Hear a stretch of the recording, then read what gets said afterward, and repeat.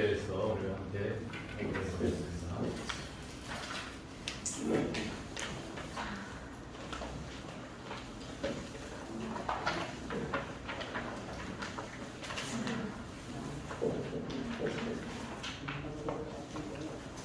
스피치 이후에는 어떤 것들이 있는가? 그냥 혼자서 말하는 독백 있죠. 원투. 자, 그래서 여러분이 시간이 없는 것이 아니고 혼자 있을 시간이 대단히 많아요. 현대인들은 시간의 홍수에 빠져 산다. 어찌 보면 역설이지요. 계속 바쁘다는 것은 시간이 남아돈다는 뜻이야. 쓸데없는 곳에 왔다 갔다 하니까 바쁜 것이야. 네. 선택과 집중하면은 안 바쁘고 어떻게 안 바쁘게 살 것이냐가 우리의 바쁘이어야 합니다. 늘 바쁘다는 것은 별 볼 일 없는 일만 하고 다닌다는 뜻이기 때문에 물론 정말 중요한 일을 해서 바쁠 때도 있습니다. 자, 2인 이상이 모여서 하는 것이 바로 talking about dialogue and talk. 그래서 혼자 있을 때는 뭘 해야 돼요? 나 혼자 토픽을 해야 돼요. 상대가 없는데요? 말할 필요가 없어. 혼자 하면 돼. 혼자 하면 돼. 3인 이상이 모이면 뭘 해야 돼? 토론을 해야 돼. 네, 바로 디베이트.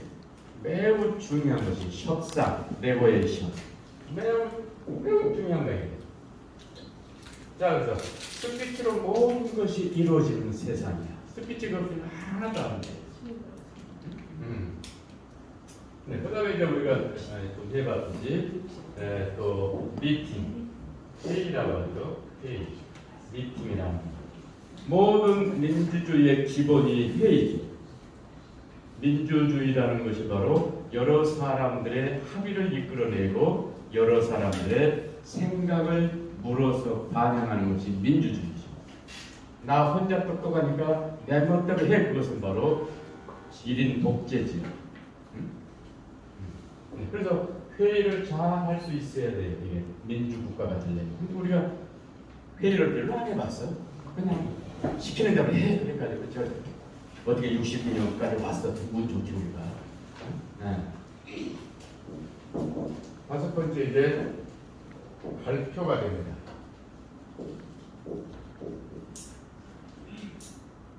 이 영어로 프레젠테이션 줄여서 PPT라고 하죠. 네. 뭐 지금 이렇게 슬라이드를 이용해서 하는 것이 바로 이제 현대화된 이 프레젠테이션의 한 유형이죠. 모든 스피치를 그렇게 해야 된다는 건 아니에요. 상황에 맞을 때, 그것이 더 용이하겠다. 유인물을 갖고 하는 것이 더 용이하겠다. 네, 저처럼 쓰면서 하는 것이 더 용이하겠다. 각자가 선택하면 되는 거야. 꼭 어떤 것으로 해라라는 것은 없어. 법칙이라는 거 없어. 세상에 없는 거야. 네, 없어. 내가 만들면 되는 거야. 네. 그래서 자, 여기까지는 주로 이제 어떤 스피치죠? 네, 주로 이제 뭐 혼자서 하거나 앉아서 가능한 스피치들입니다. 하나의 sit-down 스피치예요. 네. 여기부터는 이제 5번, 6번은 어떤 게 있겠습니까? 강의. 앉아서 강의할 수도 물론 있지만 일반적으로 서서 하죠. 한 사람이 앞에 나와서 진행을 하고 여러 사람의 리스너가 되는 것이 바로 강의죠. 이 발표도 그렇고, 자, 형식이 지금 좀 달라지고 있다는 거예요. 네.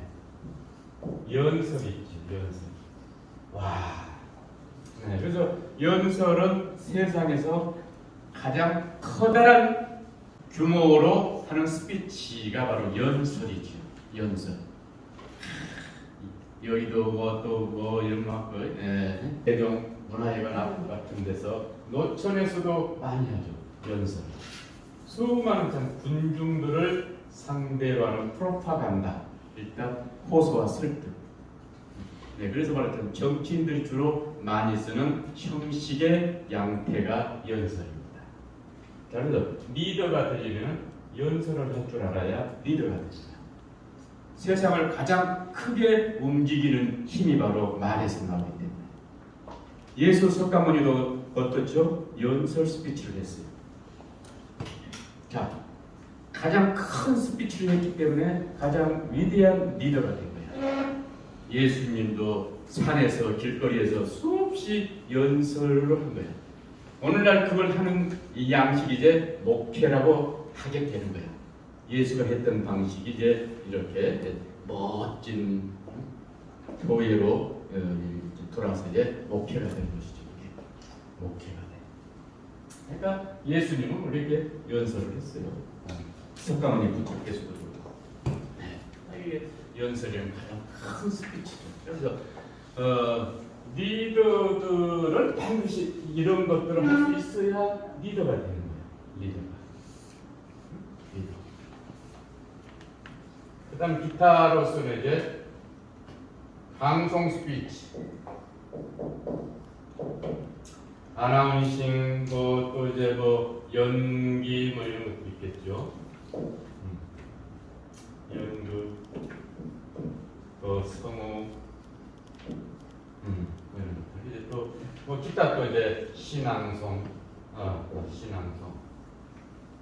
신앙송도 그래서 나는 스피치 한 유형에 나는 집어넣어요. 신앙송 안에 스피치 한 유형이다.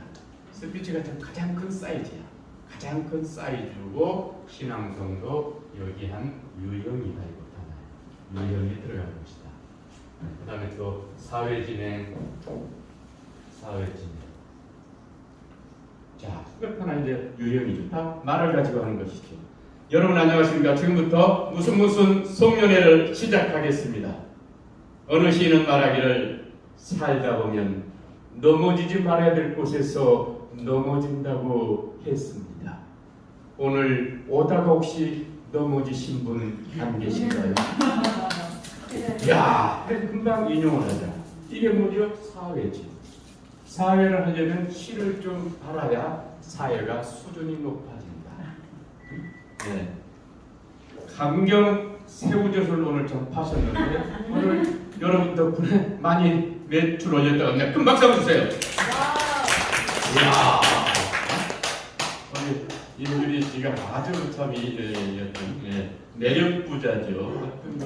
앉아 계실 때보다 카메라 앞에 섰을 때 더 빛나는 사람. 야, 그게 바로 매력 부자예요.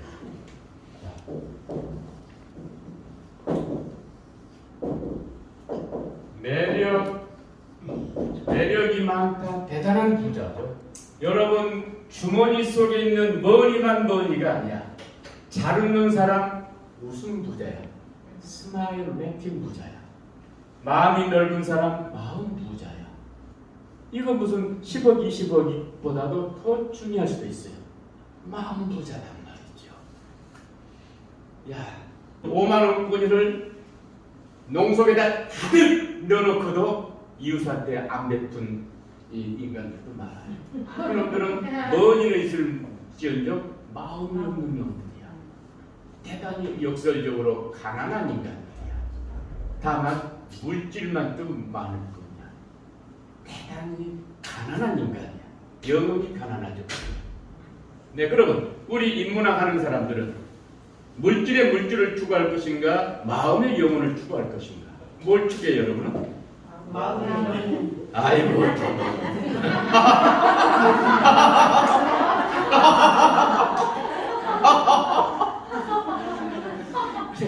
나도 헷갈려.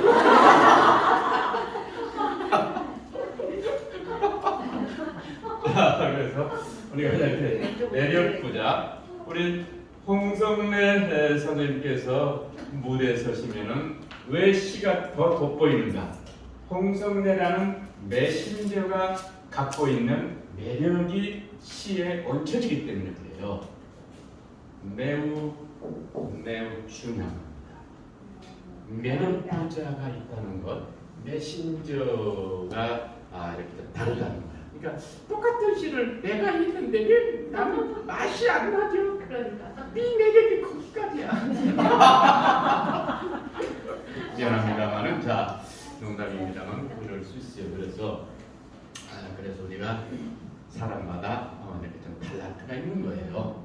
수학을 잘하는 사람, 국어를 잘하는 사람, 영업을 잘하는 사람. 대단한 능력이라고 나는 봅니다. 영업 잘하는 건 대단한 능력이에요. 어마어마한 능력이에요. 또 사진 잘 찍는 사람. 이런 능력이에요.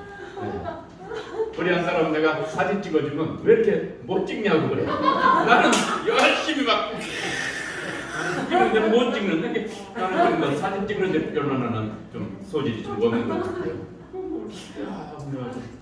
부족하고. 야, 우리 참 김두진 선생님이 요즘에 좀 사진 아주 잘 찍으시잖아요. 굉장한 능력이에요. 달란트입니다.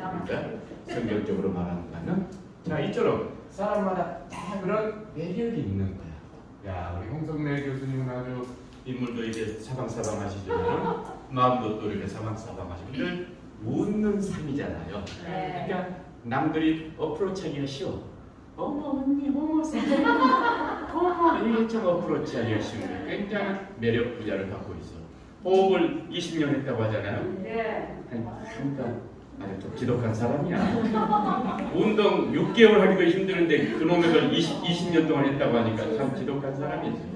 그러니까 어찌 보면 상당히 참 고약한 사람이에요.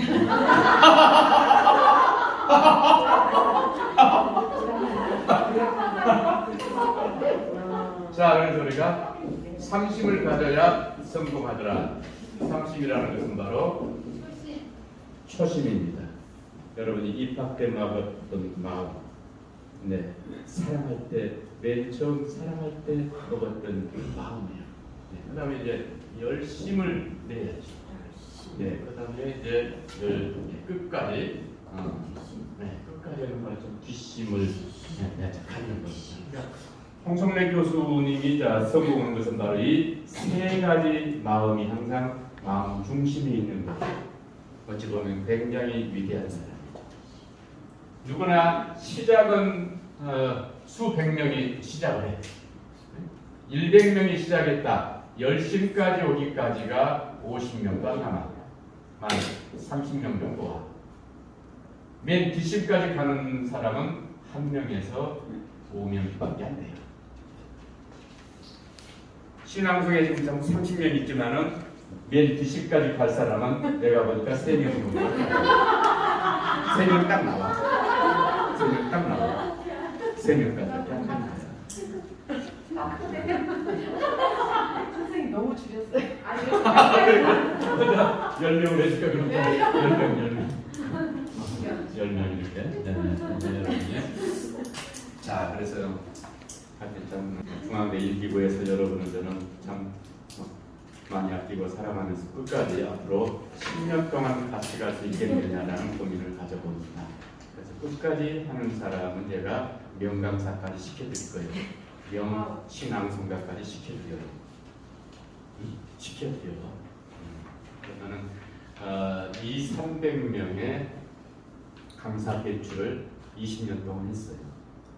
모두가 민영욱을 만나면 스타덤이 오릅니다. 왜? 민영욱보다 위대한 메신저 능력을 갖고 있기 때문에 그래요. 위대한 여러분 스스로 갖다 메신저잖아. 이 메신저 능력이 있는데 민영욱이라는 사람을 만나서 스피치를 거기다가 얹게 되고 또 이렇게 나는 무대를 만들어주는 역할을 해. 나는 바로 이런 큰 무대를 발로 이렇게 메이크업 해주는 역할을 합니다. 스폰서를 해주는 역할이야. 자, 그래서 많은 사람들이 나의 스폰서 이런 무대를 만들어서 연대, 고대, 숙대, 중앙대, 뭐 정말 인류대들 19개 대학을 저는 다 이렇게 오픈해서 했습니다. 네, 그러다 보니까 민영욱과 함께하게 되면 스타덤에 오를 수 있겠구나 하는 거예요. 홍성래 교수님도 5년 전에 저와 함께 스타트했던 사람이에요. 숙대 1강의 때 제가 불렀었죠. 한번 수업할 수 있겠습니까? 그랬더니 한 번도 안 해. 아이고, 숙대 같은 그런 명문대에서 할 수 있을까요? 할 수 있죠. 까지 가면 됩니다. 안 되면 제가 조금 뭐 이렇게 해볼 테니까 한번 해봅시다. 왜 좀 그렇게 그렇게 해서 시작했던 분이 야 그걸 발판으로 해서 일약 스타덤이 올라옵니다. 그렇게 되는 거예요. 누군가 조금만 좀 건드려주면 금방 올라옵니다. 야 그런 것이 그러니까 누구를 잘 만나느냐 그런데 민땡땡을 만나라.